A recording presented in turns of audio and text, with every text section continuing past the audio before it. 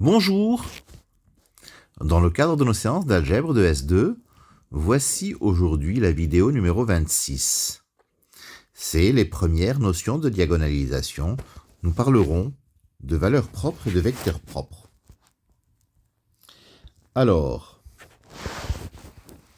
si lambda est un nombre réel et si A est une matrice carrée d'ordre n, donc qui appartient à Mn de R, on dira que lambda est une valeur propre de A si et seulement si la matrice A moins lambda I n'est pas inversible. Donc lambda est une valeur propre, signifie que A moins lambda fois l'identité, d'ordre n bien sûr, est une matrice qui n'est pas inversible. Donc ainsi, lambda est valeur propre de A si et seulement si le déterminant de cette matrice A moins lambda I est nul. Parce que dire qu'elle n'est pas inversible, c'est dire que son déterminant est nul. Donc, la fonction qui a lambda associe déterminant de A moins lambda I est un polynôme. C'est un polynôme de degré n. Ce polynôme, il a un nom. On l'appelle le polynôme caractéristique de A. Donc, le polynôme caractéristique de A, c'est le déterminant de A moins lambda identité. Donc, lambda est une valeur propre de A si et seulement si lambda est racine du polynôme caractéristique de A. Voilà la définition donc d'une valeur propre.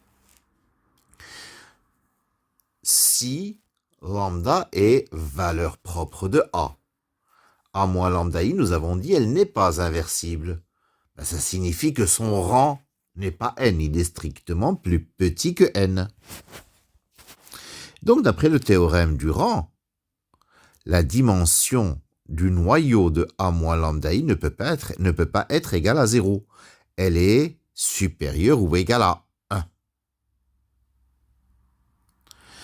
Le noyau de A moins lambda I, c'est l'ensemble des x de Mn1 de R, tel que A moins lambda I fois x égale à 0. C'est-à-dire si je développe A fois x égale lambda fois x. Donc l'ensemble des solutions du système A fois x égale lambda x, c'est ce qu'on appelle ker de A moins lambda I. Ker de A moins lambda I, lorsque lambda est une valeur propre, ça a un nom. Il s'appelle le sous-espace propre associé à lambda. Donc si lambda est une valeur propre, ker de A moins lambda identité est le sous-espace propre associé à lambda.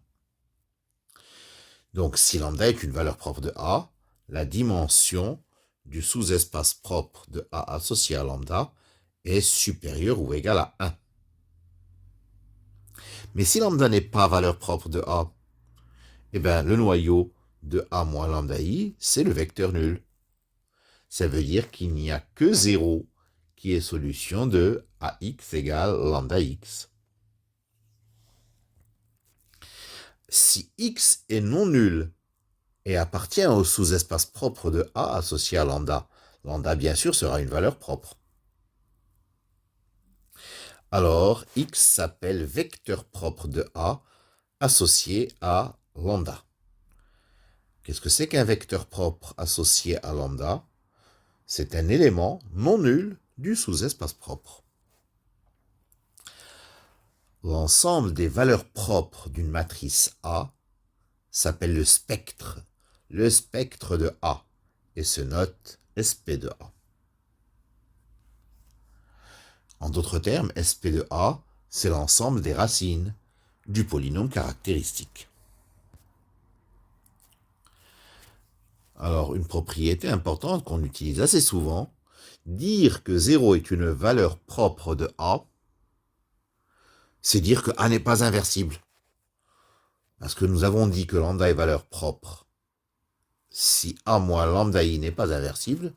Donc 0 est valeur propre si A moins 0i n'est pas inversible, c'est-à-dire si A n'est pas inversible.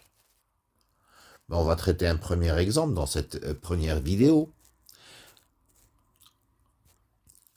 A égale la matrice 1, 2, 2, 1. Cherchons le polynôme caractéristique de A. Donc A moins lambda I, c'est bien sûr la matrice 1 moins lambda, 2, 2, 1 moins lambda. Le polynôme P de lambda, c'est déterminant de A moins lambda I, c'est 1 moins lambda au carré, moins 4. C'est-à-dire 1 moins lambda moins 2, facteur de 1 moins lambda plus 2. Identité remarquable. C'est-à-dire moins 1 moins lambda, facteur de 3 moins lambda. Les racines de P sont moins 1 et 3. Ben donc les valeurs propres de A sont moins 1 et 3.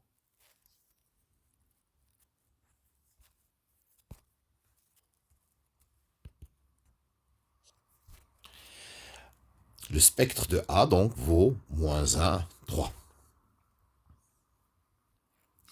Donc on va chercher à présent les sous-espaces propres de A. Donc on commence par le sous-espace propre associé à moins 1. En d'autres termes, nous allons résoudre le système A fois grand X égale moins grand X. Grand X, c'est bien sûr petit x, petit y. AX, c'est x plus 2y, 2x plus y. Donc, AX égale à moins x, ça fait x plus 2y égale moins x. 2x plus y égale à moins y. Si je ramène tout à gauche, je me retrouve avec la même équation qui est x plus y égale à 0. C'est-à-dire y égale à moins x. Donc, le sous-espace propre de A associé à moins 1, c'est vect de 1, moins 1. Puisque x c'est x et y c'est moins x. 1 moins 1 est donc un vecteur propre de A associé à la valeur propre moins 1.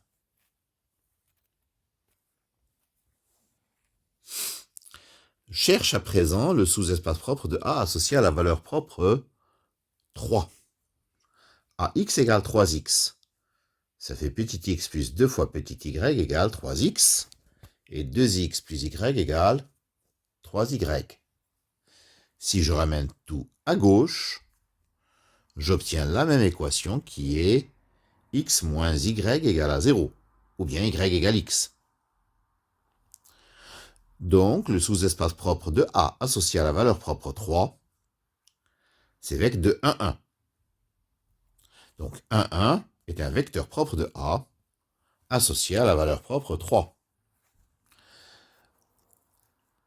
Voilà pour cette vidéo préliminaire sur les valeurs propres et les vecteurs propres. Nous allons en faire d'autres, bien sûr, pour mieux approfondir. Merci de votre attention.